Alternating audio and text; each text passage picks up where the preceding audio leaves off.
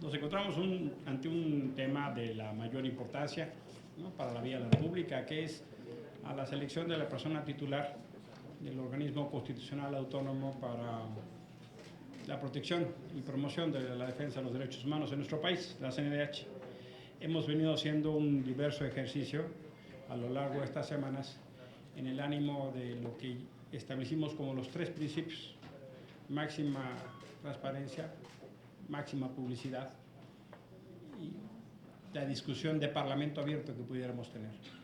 El día de hoy tendríamos que estar encontrándonos justo en ese ánimo para poder armar una terna, y debo decir que de suyo me siento en un proceso que no voy a poder acompañar en estos términos, y lo quiero decir con mucha claridad, porque la expectativa es que nos reuniéramos acá para ver los indicadores bajo los cuales se habían calificado la idoneidad, la probidad y la profesionalidad de quienes pudieran integrar la terna. En esta comisión no se ha hecho eso. Al contrario, se ha recibido una terna. Yo no participo en ninguna instancia de gobierno del Senado, por lo tanto no puedo ser mías las deliberaciones que hace la Junta de Coordinación Política. Aquí tendría que haberse hecho una deliberación pública de cómo calificaban las y los senadores a quienes han postulado. De hecho, ese fue el compromiso.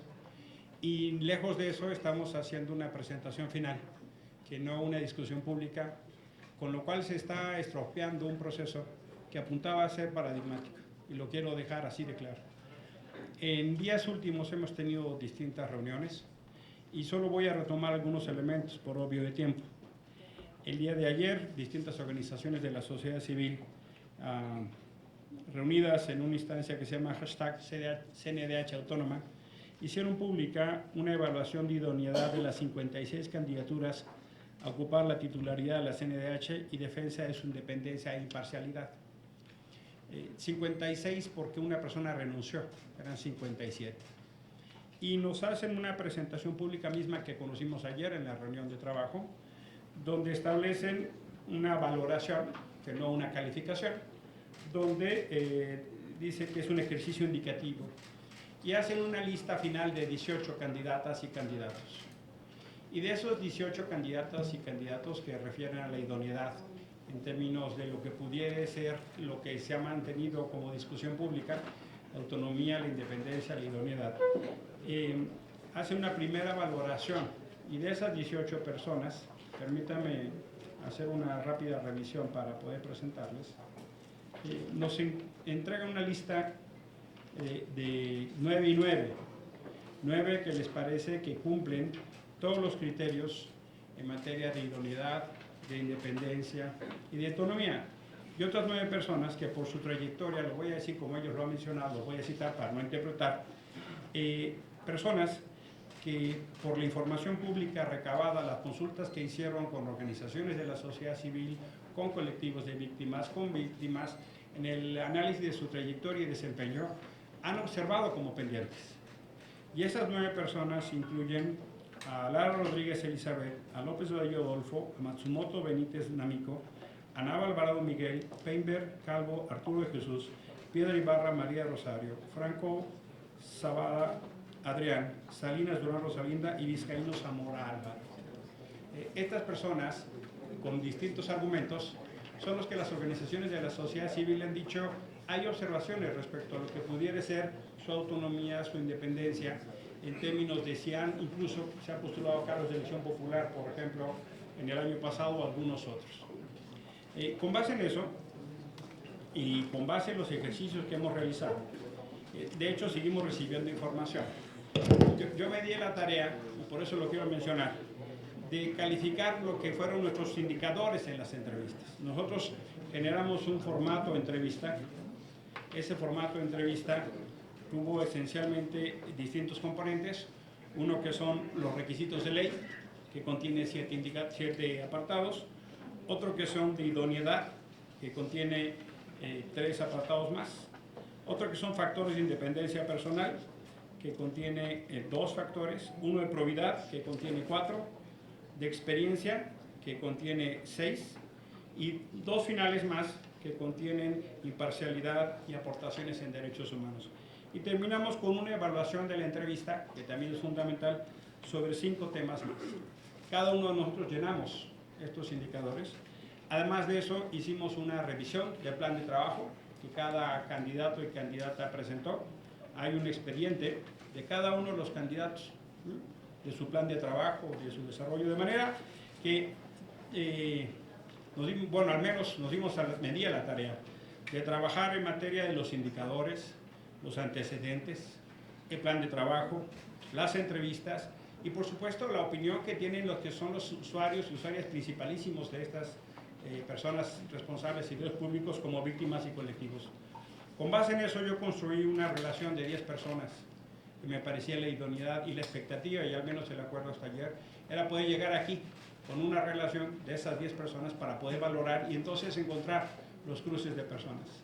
Lamentablemente ese no es el escenario y nos encontramos ya con una propuesta de 3. La lista de 10 personas a las que yo estoy proponiendo son Chamberlain Ruiz Michelle William, Bucio Mujica, en orden alfabético, Bucio Mujica Ricardo Antonio, Castellanos Mariano Rosilaura, Pérez Vázquez Carlos, Chicotencal Carrasco Alberto, no es orden alfabético, perdón, Orozco Enríquez José de Jesús, Fuentes Muñiz Manuel Eduardo, Manrique Santiago Abraham Daniel, Atie Gallo Alberto Manuel y Estrada Manuel Manuel. Eso obedecía justo la calificación de lo que creo que tiene idoneidad. En mi opinión, sí es fundamental retomar las observaciones de la sociedad civil en materia de independencia y autonomía. Y hay gente que, por supuesto, puede merecer mi mayor reconocimiento profesional. No es una demeritación personal, deba entenderse eso, por favor. No hay ningún demérito a candidato alguno, sino sencillamente en términos de idoneidad y probidad en la autonomía e independencia. Lamentablemente estamos llegando a un escenario donde se nos presenta una terna donde incluso varias de las personas que están ahí incluidas no reúnen esas características de independencia y autonomía, no solo en opinión de un servidor, sino en opinión de distintos colectivos de la sociedad civil. Y lo que me parece grave es que no tengamos una discusión pública de eso. Lo que me parece grave es que se llegue a un acuerdo que esencialmente probablemente viene de la Jucopo. Me hago cargo que tendrá la capacidad y probidad para eso, no es una discusión de materia legal, pero no es el procedimiento que establecimos. Y lo que sí me parece es, en el caso específicamente de esta terna, sí han llegado observaciones importantes y significativas de la sociedad civil en materia de lo que se refiere al desarrollo de quienes han tenido funciones y, por ejemplo, en el caso del maestro Arturo Peinberg, hay organizaciones feministas que han hecho específicos señalamientos, incluso casos de desempeño de desatención graves a defensoras y defensores de derechos humanos en el Estado de Oaxaca, con una enorme gravedad. Y con mucho gusto podré hacer público esta información si alguien es de su interés. Es decir, y mencionando otros casos graves, como fueron algunos conflictos, por ejemplo, con la Asamblea Permanente de Víctimas, Sobrevivientes y Expresos Políticos de Oaxaca en 2006 y 2007. Es decir, en lugar de tener una construcción pública, deliberativa y concertada de lo que debería ser una magistratura moral, estamos llegando a un proceso que no tiene capacidad de explicación, transparencia y cuenta pública. No conocemos los indicadores, no conocemos por qué razón estas personas. No es de acompañar un proceso así. Al menos mi compromiso tenía que ver justo con lo que llamamos un proceso de máxima transparencia, publicidad y parlamento abierto. Esto no es eso. Esto no es eso. Decíamos ayer con las organizaciones de la sociedad civil, o el viernes, el día que nos reunimos, no debe prestarse un proceso de simulación. No debe prestarse un proceso de simulación, porque la CNDH en esencia es una magistratura moral.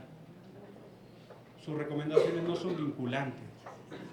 Y la legalidad y legitimidad van de la mano para hacer un imperio de ley para proteger a quien más se necesita, que son las víctimas. Por eso no voy a acompañar esto, y de hecho, presidenta, presidente, yo me permitiría formular una terna alterna, ¿no? Me hago cargo que se podrá votar y se podrá disentir y se podrá estar o no de acuerdo, ¿no? Pero no es el ánimo. En las calificaciones que yo he revisado, las revisiones que yo he revisado, los elementos con los que yo cuento, que además muchos de ellos son de carácter público, ¿no? Y sí, por supuesto hay que consultar a víctimas y colectivos, muchos, prácticamente todas ellos tienen trayectoria.